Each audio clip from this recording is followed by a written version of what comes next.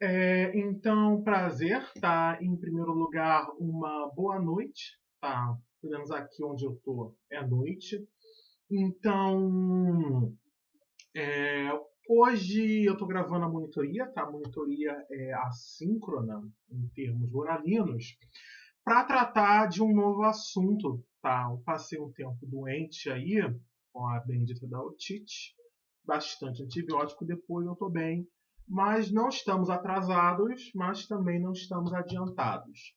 Então eu vou deixar a explicação do que a gente vai tratar já gravado, vocês podem assistir.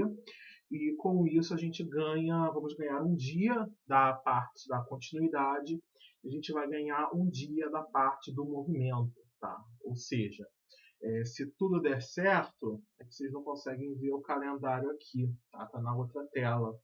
Nós vamos ter 5 dias para a continuidade e 6, 7, 8, 9, mais 5 dias para o movimento. Ou seja, nós vamos ter aí 10 encontros ainda. Então a gente vai até o encontro número 25. Soma mais um, que é da parte do movimento. Nós fechamos então com 26 encontros nessa parte da primeira prova. Tá? Se as minhas contas estão certas. Deve estar errando por mais um ou menos um. Enfim. Voltando ao assunto relevante, nós vamos tratar então da parte 3, tá? Que é a equação da continuidade. E vocês viram recentemente, tá? E é o próximo assunto depois da estática de fluidos. Então vamos lá, tá? Então, já deixei aqui pronto, tá? O que a gente vai, o que a equação da continuidade ela diz para a gente, tá? Esse vídeo é mais para a gente conversar algumas coisas e manter os pensamentos bem organizados. O que é a equação da continuidade para a gente? Lembra que as nossas equações aqui na mecânica dos fluidos, elas são obtidas a partir da aplicação dos princípios de conservação. Tá? Então, quais são as grandezas conservativas? Tá? Quais são as grandezas conservativas? A gente tem então aqui, tá? A gente tem o momento linear, tá? Também conhecido como quantidade de movimento, tá? A gente dá esse nome aqui na mecânica dos fluidos, é o massa vezes velocidade. Nós temos a massa, tá? Nós temos a massa M, tá? Lei de Lavoisier. E nós temos aqui a energia, tá? E também, tá? É pouco comum a gente trabalhar com isso, tá? É o momento angular, tá? A gente usou algumas vezes lá na parte de estática de fluidos, mas ele aparece bem pouquinho na nossa vida, tá?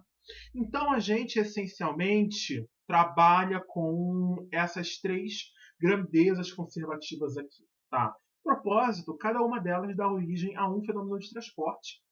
Quantidade de movimento é a McFlu, massa é a massa e a energia térmica é a transferência de calor. Mas, enfim, dentro do fenômeno de transporte mecânica dos fluidos, a gente também reaplica essas equações. Tá? Essas equações também são reaplicadas. A primeira, aplicando a conservação de quantidade de movimento, nós vamos obter a equação do movimento. Aplicando a conservação de energia, a gente obtém a balanço de energia, tá? Que vai ser a equação da energia, a equação de Bernoulli. E aplicando a conservação da massa, a gente obtém a equação da continuidade. Em outras palavras, tá? Pensando assim, trocando por miúdos, qual é o significado da equação da continuidade? A equação da continuidade, ela é nada mais, nada menos do que o nosso balanço de massa, que nós já estamos acostumados a ver em um monte de disciplinas que estão por aí, tá? Os fenômenos, princípios, fundamentos e introduções da engenharia química e de alimentos da vida, tá? Então, a equação da continuidade é nada mais nada menos do que o balanço de massa aplicado aqui dentro da mecânica dos fluidos, tá? Isso fica mais evidente quando lá na parte da dedução, com os professores de vocês viram, por exemplo, que a gente muitas vezes falou no vetor fluxo de massa. Tá? O que é um fluxo? É uma taxa dividido por área. Ou seja, o vetor fluxo de massa é taxa de massa dividido por área. Tá? E taxa de massa está lá no balanço de massa, como a gente estava já acostumado a ver. Tá? Então, a primeira coisa que a gente tem que manter em mente, tratando da equação da continuidade, é essa questão de que ela representa para a gente o balanço de massa. Tá? Outro ponto que eu tenho que tratar é o seguinte: a equação da continuidade, a gente vê ela de duas formas, tá? Que é o seguinte: nós temos aqui a forma integral da equação da continuidade. Vou terminar de escrever aqui, tá? E nós temos também a forma diferencial da equação da continuidade. Ok, tá. Perceba, as duas equações, elas representam essencialmente a mesma coisa, mas elas ganham formas diferentes, tá? As formas são diferentes por quê? Porque cada uma tem uma aplicação diferente, tá? De certa maneira, a ideia da aplicação de cada forma, ela volta lá nos conceitos que a gente tinha lá do nosso cálculo, tá? Que é a diferença entre integral e derivada, tá? O que representa a integral, tá? O que isso quer dizer? Quando você tem uma integral, integrando, pensa lá na integração gráfica que a gente fazia. A gente, por exemplo, tinha aqui uma f de x qualquer, tá? Tinha aqui uma f de x, está aqui a curva da função. Você tinha esse intervalo aqui de integração AB, tá? E você subdividia esse intervalo aqui, tá? Ou seja, você pegava pedaços pequenos e você ia com esses pedaços pequenos cobrindo todo o intervalo até você obter o todo, que representa a área abaixo da curva. Tá? E a ideia da forma integral da equação da continuidade é justamente isso. O que você obtém é uma visualização macroscópica do nosso sistema. Para contextualizar essa ideia, vamos imaginar aqui que a gente tenha o seguinte. Vamos imaginar que a gente tenha essa aqui seja a caixa d'água da minha casa. A casa é antiga, então a caixa d'água ainda é de amianto, tá? Então tá aqui a nossa caixa d'água. Tudo bem, tá? O que tem nessa caixa d'água aqui? Provavelmente vai ter água, tá? Seria a coisa mais óbvia. Então aqui tem um pouquinho de água, tá? Tem a nossa água aqui dentro da caixa d'água. E você vai ter aqui um furo onde vai entrar a tubulação da água da SEDAI, tá? Provavelmente você vai ter aqui uma boia para garantir que quando essa caixa d'água está cheia, pare de entrar água. Mas essencialmente você vai ter isso. E claro, aqui no fundo você vai ter uma saída que vai mandar água para casa. E aqui também fica um ladrão, tá? Qual é a ideia por trás do ladrão? Se por algum motivo essa boia vier a falhar, tá? Você vai poder retirar água aqui pelo ladrão, tá? Obviamente aqui o ladrão eu desenhei ele aberto. Você pode ter uma tubulação que canalize essa água para algum lugar mais útil, tá? Porque se você não tiver o ladrão, vai ficar vazando no seu telhado, tá? pode molhar dentro da sua casa. Não é uma coisa boa. Então, esse ladrão manda esse excesso de água, tá, onde você possa ver e você esteja ciente. Enfim, voltando para o nosso assunto. Como é que fica a equação da continuidade na sua forma integral? A primeira coisa que a gente tem que definir na equação da continuidade na forma integral é aquela mesma ideia do balanço de massa. Tá? O balanço de massa ele se aplica dentro de um volume de controle. Tá? Então, a gente conversou um pouquinho sobre o volume de controle e superfície de controle no início da disciplina, na parte dos conceitos básicos, e essas ideias elas vão ser relevantes aqui. Tá? Qual é a questão do volume de controle? O volume de controle, o primeiro ponto, tá? Eu vou até escrever aqui um pouquinho, que eu estou falando bastante. Nós temos aqui, então, essa ideia de volume de controle. Tudo bem, tá? O que é o volume de controle? Tá, o volume de controle, a primeira coisa que a gente tem que manter em mente é que ele é arbitrário. Tá? Eu posso definir qualquer volume de controle que eu quiser. Tá? Eu tenho a liberdade para isso. Não interessa qual é o formato do volume de controle. Tá?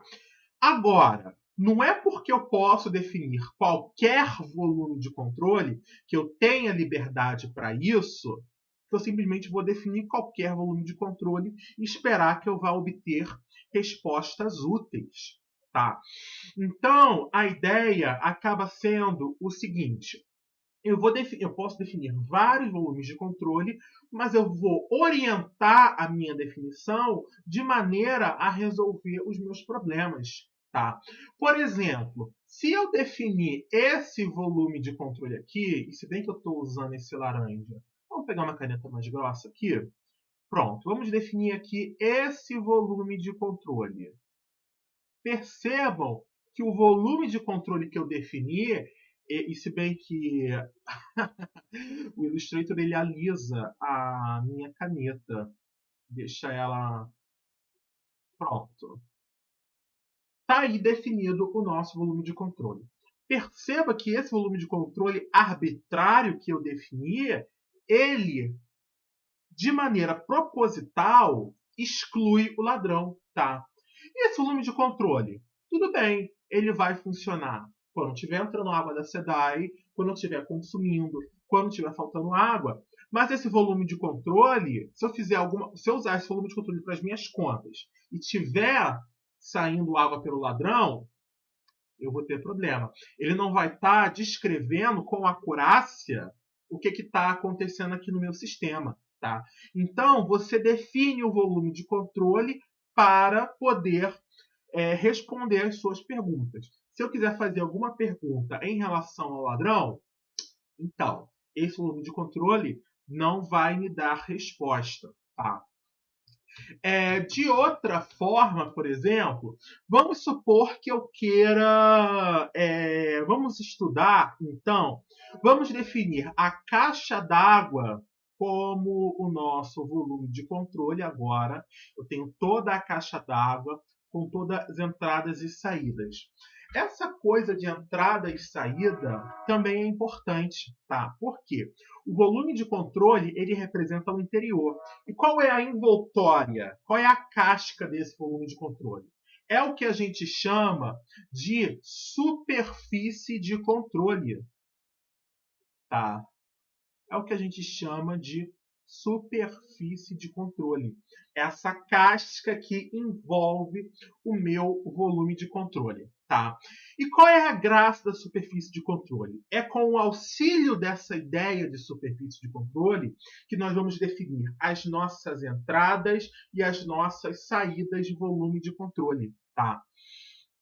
Vamos imaginar o seguinte: vamos pegar e estudar essa tubulação de água aqui da SEDAI. Tá? Pensa aqui o seguinte: essa é a superfície, tá? Essa superfície aqui da esquerda da nossa caixa d'água. Tá? Eu vou desenhar ela aqui em detalhe. Tudo bem. Está aqui desenhada a nossa superfície. Essa parede da caixa d'água. Tudo bem. E a gente vai ter a tubulação da SEDAI aqui, tá? Entrando com água. Pronto. Tudo bem. Vamos pensar aqui, vamos imaginar. Qual é a direção? E eu não estou aqui focado na questão de sistemas coordenados, não, tá? Qual é a direção que o fluido que está entrando aqui pela canalização da SEDAI vai ter? Ora, o fluido provavelmente ele se move para a esquerda, para a direita, perdão. Esquerda e direita também é um problema. O fluido se move para a direita. Tá, se eu estiver mais perto ou mais longe da parede, a velocidade com que ele vai se mover para a esquerda vai mudar. Mas eu posso te dizer o seguinte, sem dúvida. Todas as partículas de fluido ali, elas se movem para a direita. Tá? E eu acho que eu acabei fazendo a conclusão de novo. Enfim, todas as partículas de fluido, elas se movem para a direita. Tudo bem. Qual é a ideia que eu vou trazer agora? Observa o seguinte, em relação à minha superfície de controle, eu vou apontar um vetor normal, tá? Rodrigo, tá, eu posso ter dois vetores normais aqui, eu tenho duas opções de vetores normais, tá? Que é o seguinte, eu posso ter um vetor normal aqui, tá? Nesse lado da superfície que eu acabei de rabiscar, ou eu posso ter um vetor normal aqui, tá? Nesse lado da superfície que eu acabei de rabiscar, tá? Qual das duas opções de vetor normal é o correta? É essa que está desenhada aí, tá? O vetor normal da superfície de controle, ele sempre aponta para fora do volume de controle, tá? Ou seja, as superfícies normais, os vetores normais, eles são sempre assim. Eles sempre apontam para fora, tá? Como se estivesse explodindo o meu volume de controle, tá? Nunca para dentro. E com isso, com essa ideia do vetor normal agora, a gente consegue caracterizar bem o que é uma entrada no meu volume de controle, tá? Por quê? Quando você tem uma entrada no nosso volume de controle, observa o seguinte,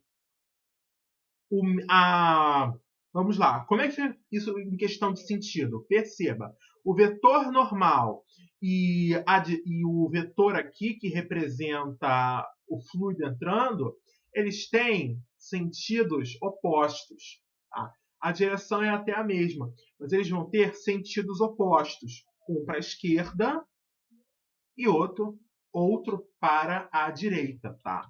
Por outro lado, se a gente pegar aqui, vamos mudar aqui a cor, vamos pegar a nossa outra superfície aqui. Agora eu estou tratando dessa superfície aqui, que eu acabei de rabiscar. Essa agora vai sair água para minha casa. Então vamos lá, nós temos aqui, tá?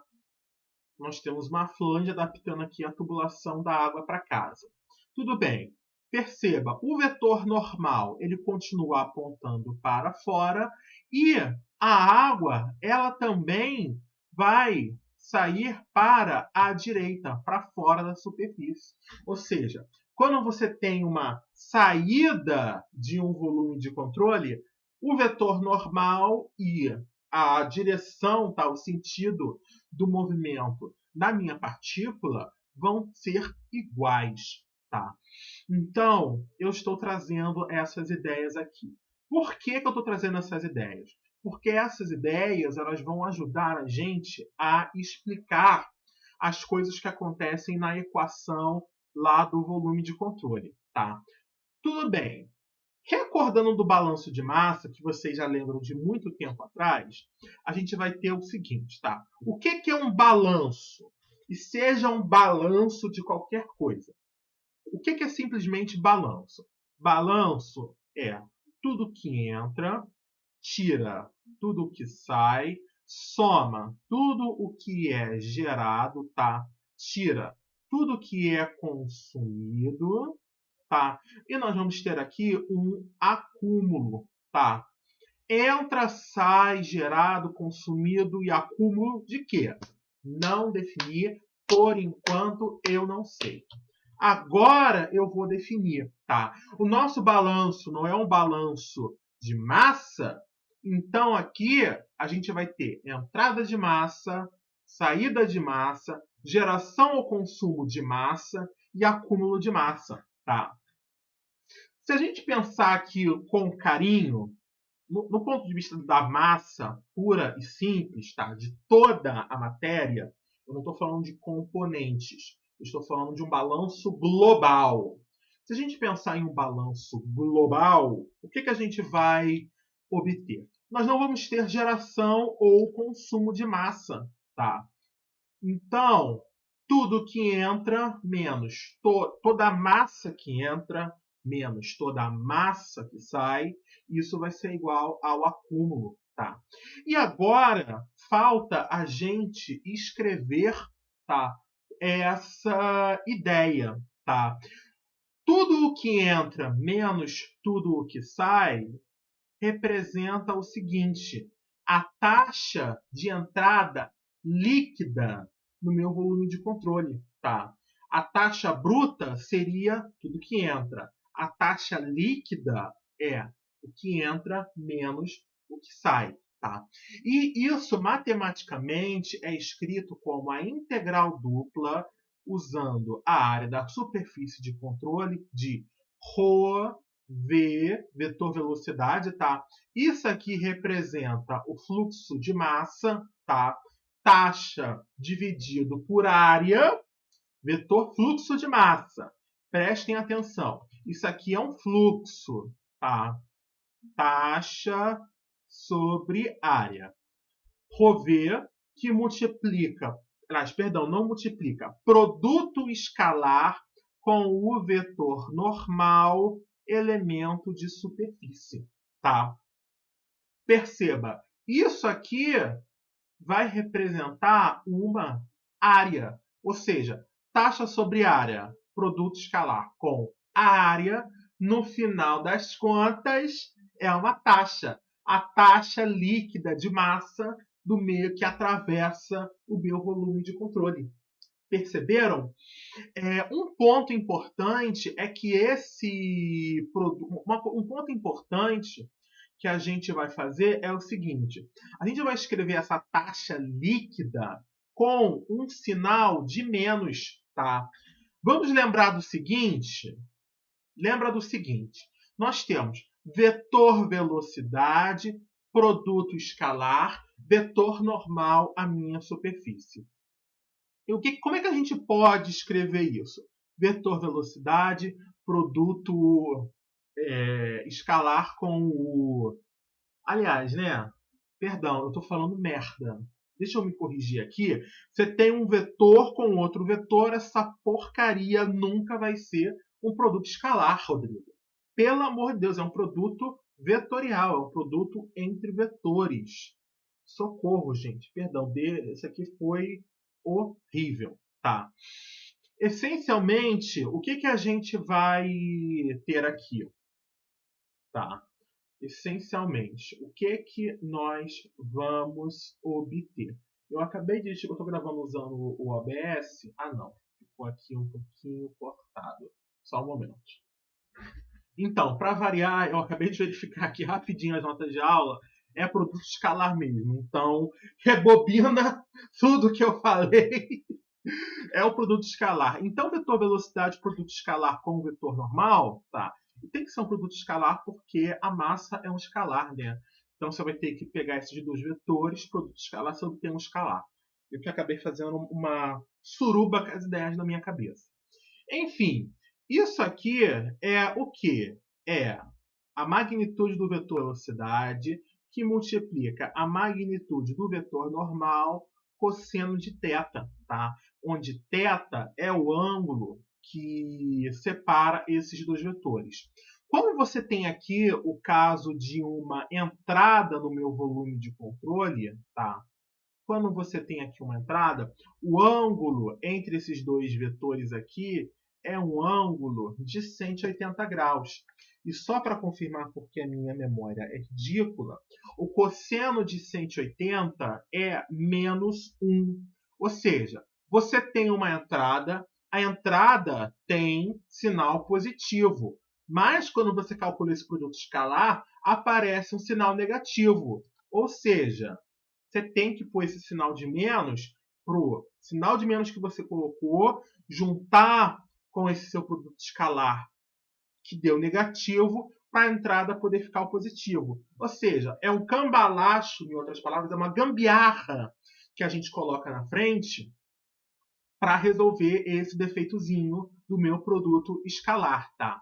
Por outro lado, aqui, quando você tem uma saída, o cosseno aqui, qual é o ângulo entre esses dois vetores? É zero, tá? Isso aqui é o vetor velocidade e esse de azul aqui, eu acabei colocando o contrário, tá? O azul que é o vetor velocidade e o laranja é que é o vetor normal, tá? Como é que fica a questão do ângulo entre esses dois vetores? O ângulo entre esses dois vetores é zero, então o cosseno vai ser 1. Ou seja, se você calcular essa integral aqui para a saída vai dar positivo. Mas a saída não tem sinal de menos, então você põe esse sinal negativo para consertar, tá? Enfim, dito tudo isso, qual é a próxima coisa? Então, eu já mostrei como a gente escreve, tá, a taxa líquida de entrada do nosso volume de controle. A próxima parte é escrever o acúmulo. Tá? O acúmulo será a integral tripla no volume de controle do seguinte: dρ de ρ dρ de t dv, tá? O que isso representa, tá? Talvez assim não fique muito óbvio o que isso representa. Mas a gente pode fazer o seguinte, vamos trazer esse volume para dentro da integral, tá? Vai ser o seguinte, dρ de ρ dv dρ de t, tá? Ou dρ de m dρ de t. Ou seja, acúmulo de massa. Massa sobre tempo, tá? Essa massa, no caso, é a massa do meu volume de controle, tá? Ou seja, esse termo aqui, essa integral tripla, ela representa para a gente o acúmulo de massa no interior do meu volume de controle. Se a gente reorganizar um pouquinho essa equação aqui, a gente vai obter que a integral tripla no volume de controle de dρ de ρ dρ de t dv menos a integral dupla na superfície de controle de ρv, produto escalar, vetor normal, ds, aliás, né, soma aqui, porque o membro está trocando de membro, isso será igual a zero. Tá? Eu mandei a integral dupla, é o contrário, eu mandei a integral dupla para cá. Enfim, então, isso que a gente acabou de obter se chama a equação da continuidade na sua forma integral. Tá? O que a gente costuma fazer com a equação da continuidade? Quando a gente propôs lá a dedução da equação de balanço, nós não fizemos muitas simplificações, tá? A única coisa que eu falei para vocês é o seguinte: a gente não vai ter geração e consumo porque é a massa global, tá? Eu não tenho reação, eu não tenho nada de estranho acontecendo, tá? Então é o balanço de massa puro e simples que está aqui. Claro, a gente pode aplicar algumas simplificações, tá?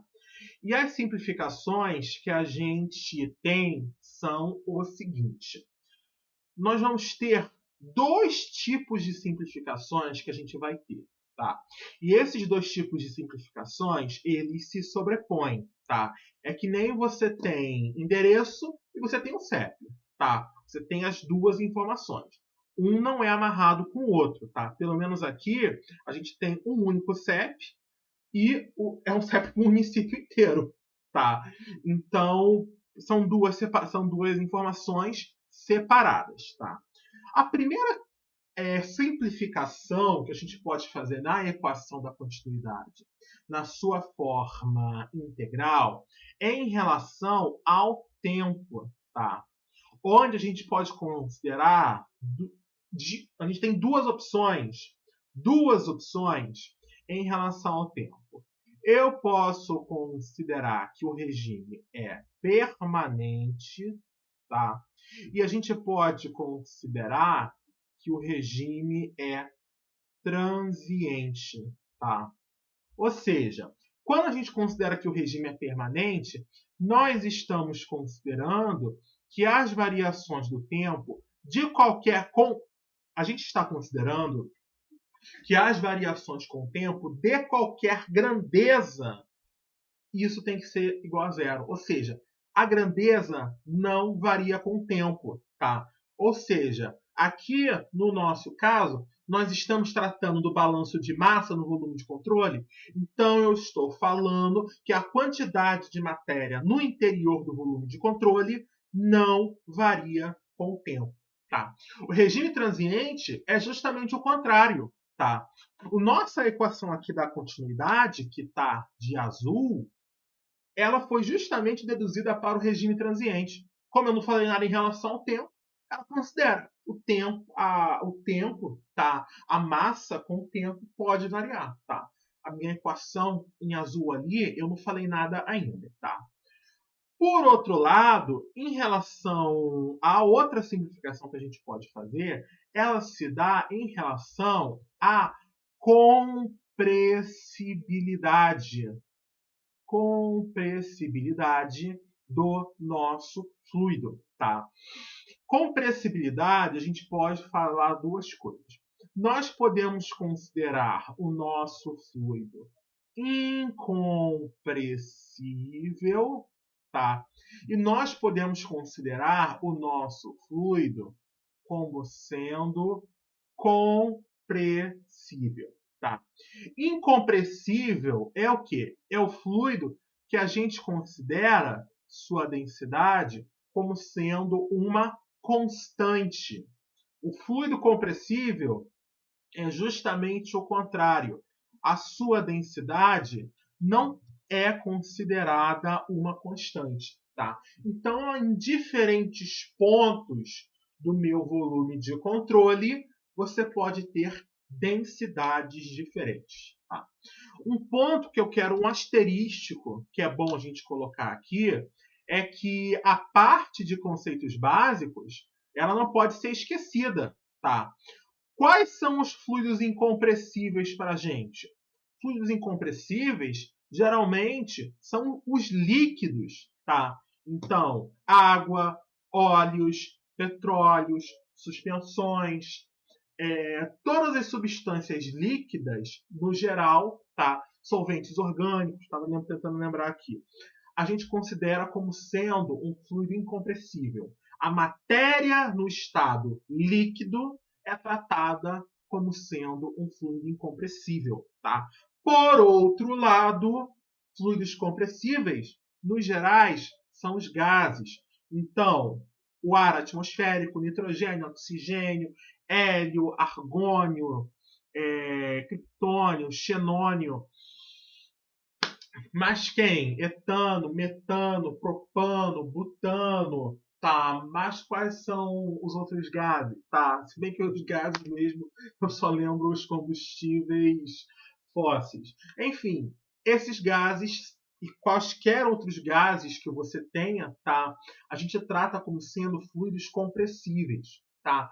Vapores também, tá? Vapores de água, dependendo da temperatura, uma substância líquida, ela pode vaporizar, tá? E esses vapores, eles também são compressíveis, tá?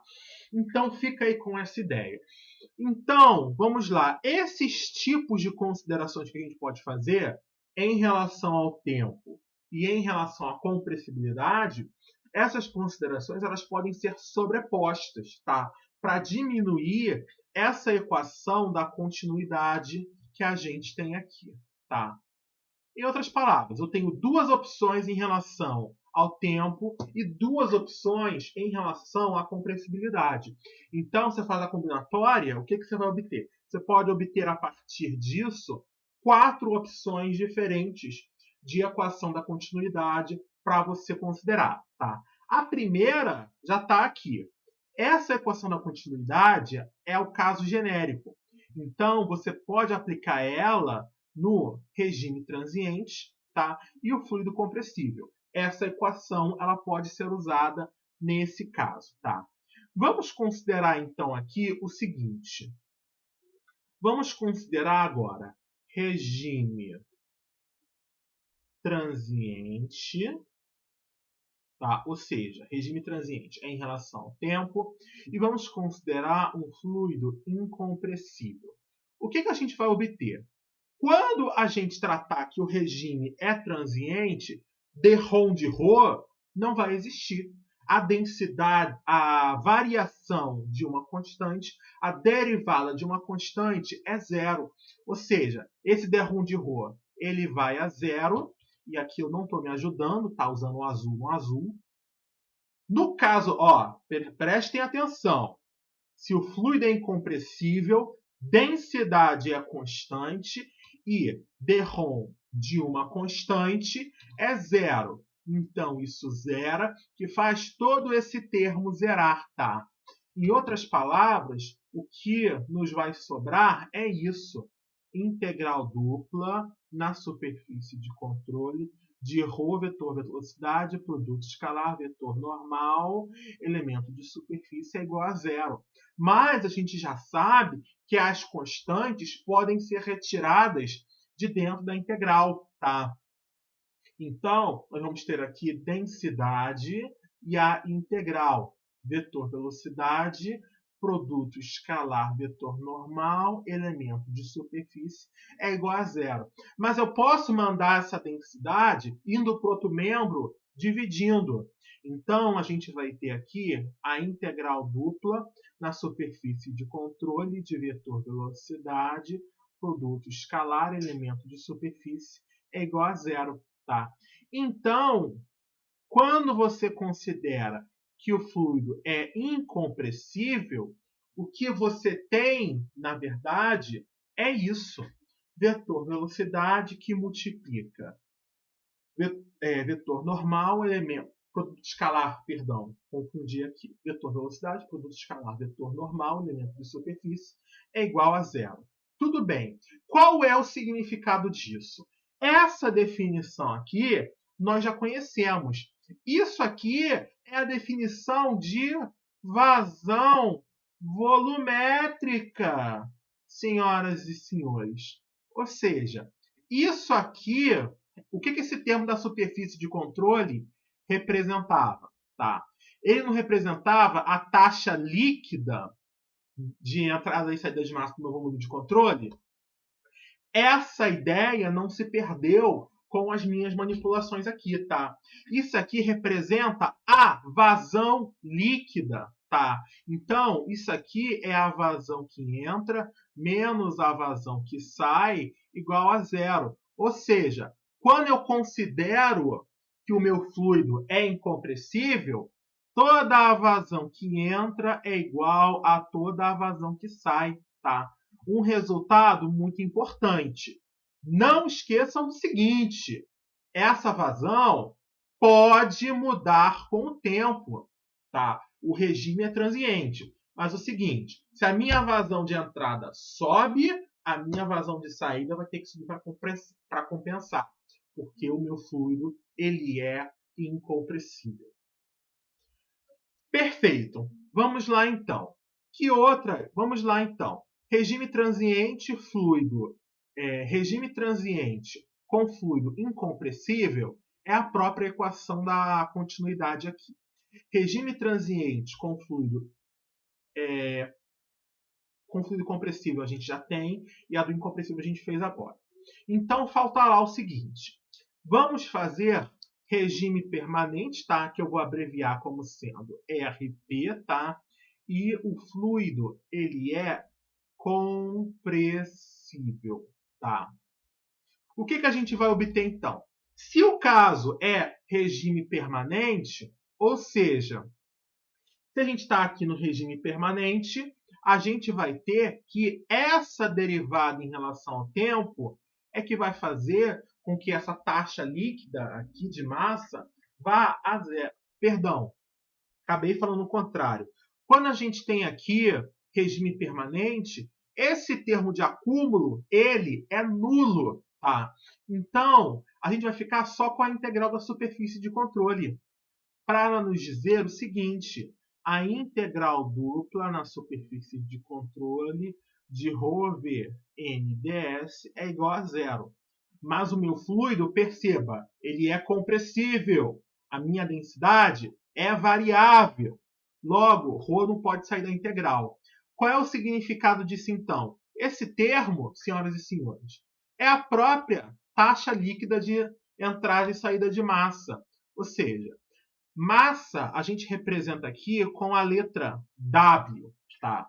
Então, isso é a massa que entra menos a massa que sai, que é igual a zero. Ou seja, toda a massa que entra é igual a toda a massa que sai. E esse resultado a gente está lá, né, desde o tempo. Tá lá, né, eu nasci há 10 mil anos atrás e já tinha esse resultado lá do balanço de massa. Tá? Então, toda a massa que entra é toda a massa que sai quando a gente considera que o fluido ele é compressível. Tá? Por fim, a última consideração que a gente faz é juntar as duas. Tá? No caso é regime permanente com fluido incompressível. Quando a gente tem regime permanente com fluido incompressível, ou seja, densidade constante, a gente já pode partir dessa daqui, tá? Porque essa daqui aplica que o fluido, que o regime de escoamento em relação ao tempo é permanente. Então, nós vamos obter o seguinte: integral dupla da superfície de controle de V produto escalar N ds é igual a zero. Exatamente o que a gente obteve aqui antes para o regime transiente. Ou seja, isso aqui também quer dizer que toda a vazão volumétrica que entra é igual a toda a vazão volumétrica que sai. Tá? Um ponto que eu quero chamar a atenção aqui é que nós precisamos tomar cuidado com essas equações. Tá? O que a gente... Uma das coisas que eu não mencionei quando vocês deduziram lá a equação era o seguinte: a gente acabava, tá, subentende-se naquela dedução o seguinte: o fluido que está entrando e que está saindo é o mesmo fluido. Tá? Qual o problema que você pode ter? E se você tem uma mistura? Se você tem uma mistura com fluido diferente, a equação da continuidade pode ser que ela não seja válida. Tá?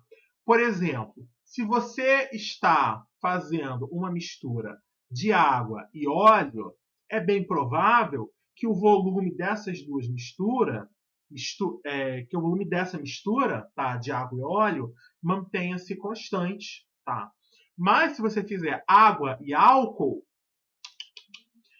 no primeiro período dessa faculdade de vocês, isso eu tenho certeza, eu posso falar, na disciplina de química experimental, um dos experimentos é misturar uma proveta com água e uma proveta com etanol. Tá? E o volume não é a soma de um com o outro. Tá? É menos. Então, bastante cuidado com isso. Tá? A equação da continuidade que a gente tem aqui, ela não leva em conta reações, tá? E ela não leva em conta essas interações intermoleculares que fazem com que o volume diminua. Tá? Então, bastante cuidado com isso. Tá? Pensem quando vocês estão dizendo que o volume de entrada é igual ao volume de saída. Tá? Mas esse tipo de problema fica mais para a parte de operações unitárias, onde você estuda essa parte de mistura. Tá? Eu já estou deixando avisado, aqui na MacFlow a gente não mexe com isso, mas no futuro de vocês pode, tá? E talvez acontecerá. Enfim, então eu já mostrei para vocês aqui tudo, tá, da equação da continuidade na sua forma integral. Então, fica bem evidente a ideia de que isso é uma visão macro. Tá? Eu estou tratando de toda a massa que entra, de toda entra e toda a massa que sai. Tá? Então, quando a gente vier agora e tratar da forma diferencial, vocês viram a forma diferencial deduzida, tá? Você pode obter fazendo um balanço. Você pode obter aplicando o teorema de divergência de Gauss lá na forma integral, mas isso não é importante, tá? A forma diferencial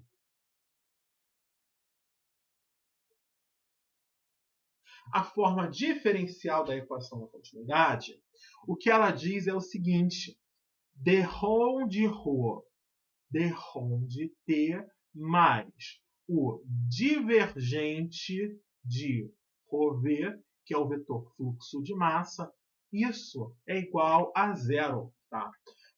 Um ponto importante é o seguinte, tá?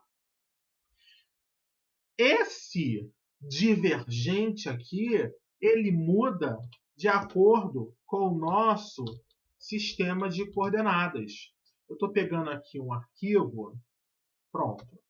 Essas equações aqui, a propósito, elas são tabeladas, tá?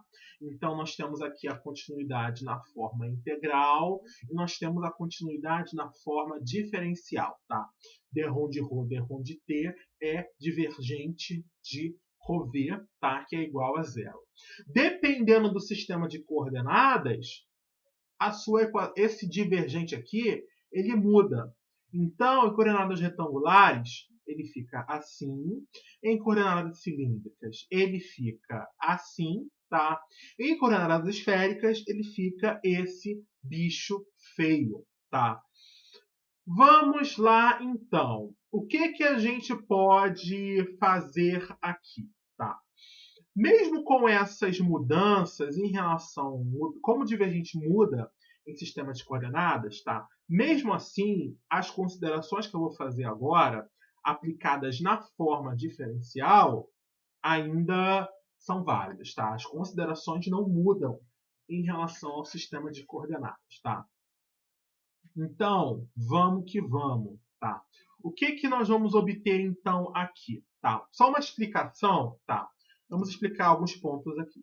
O que é a forma diferencial? Tá? Se, por um lado, a forma integral ela te dava uma visão global, uma visão de um todo, a forma integral ela te dá justamente o contrário, tá? Se a gente abrir aqui, olha, esse divergente, vamos vê-lo em coordenadas retangulares. Perceba, você está estudando conforme a velocidade que o... Vamos olhar aqui, para isso aqui. Você está estudando como o vetor fluxo de massa na direção x varia ao longo da direção x. Ou seja, eu estou estudando a variação de pedacinhos de pouquinho em pouquinho, tá?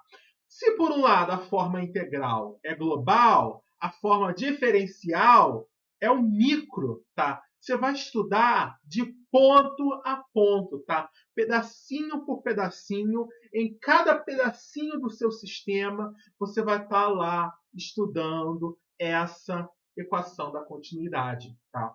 Enquanto a integral se preocupa com entrada e saída, tá? Apenas, a forma diferencial ela vai aplicar ao longo de todo o meu sistema, tá? Mas vai fazer isso, essa vista, ponto a ponto, pedacinho por pedacinho. Enfim, trazendo essas ideias aqui, então, a gente vai poder fazer a mesma simplificação, tá? Então, é o que a gente fez aqui em cima, tá? É isso que a gente fez aqui em cima. A gente vai fazer de novo aqui embaixo, tá? Então, nós vamos poder simplificar essa equação para o tempo, tá? Do ponto de vista do tempo e do ponto de vista da compressibilidade do meu fluido. Tá? Então, se o meu fluido, se a gente está considerando aqui regime permanente, vai essencialmente acontecer a mesma coisa que a gente viu lá em cima. Essa derivada não vai existir no regime permanente, tá? Ou seja, o nosso problema vai se reduzir a divergente de ρv é igual a zero. E agora eu posso aplicar uma outra simplificação em relação à compressibilidade do fluido, tá? Se eu considerar que o fluido é incompressível, lembra que esse divergente ele é uma derivada, tá? Ou seja, eu tenho uma constante multiplicando uma função. E a constante também pode sair da derivada.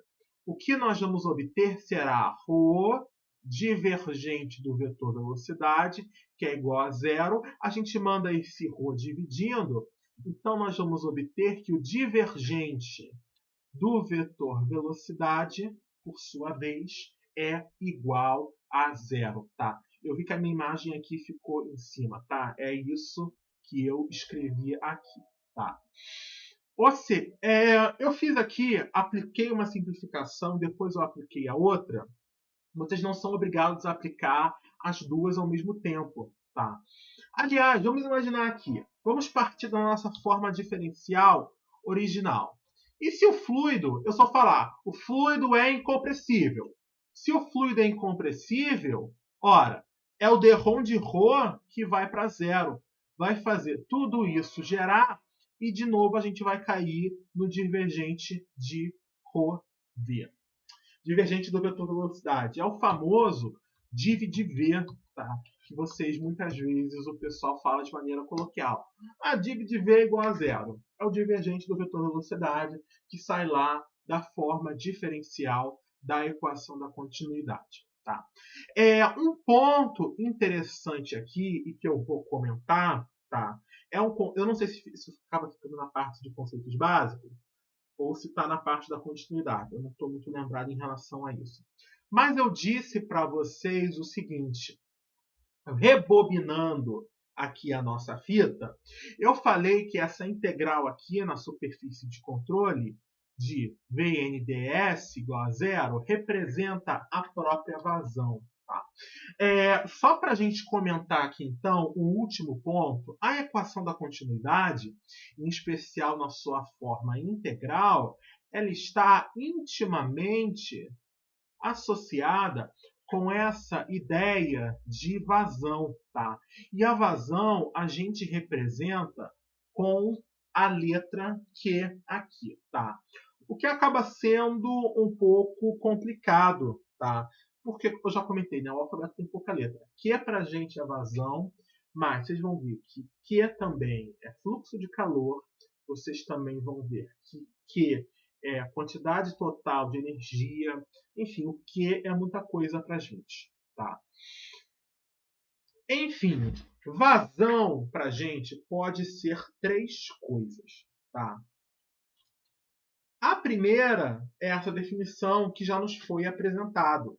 A vazão ela é igual à integral na superfície de controle de Vn ds. Tá? Isso também pode ser uma vazão. Tá? Outra coisa que a vazão pode ser para a gente, tá? A vazão ela também pode ser velocidade média dividido pela área. Tá? Então, que velocidade média é essa? Espera aí que eu estou acabando, eu estou sem querer fazendo uma confusão aqui, rapidinho. Ai, pausa. Ah, sim. Tá, né? Tá.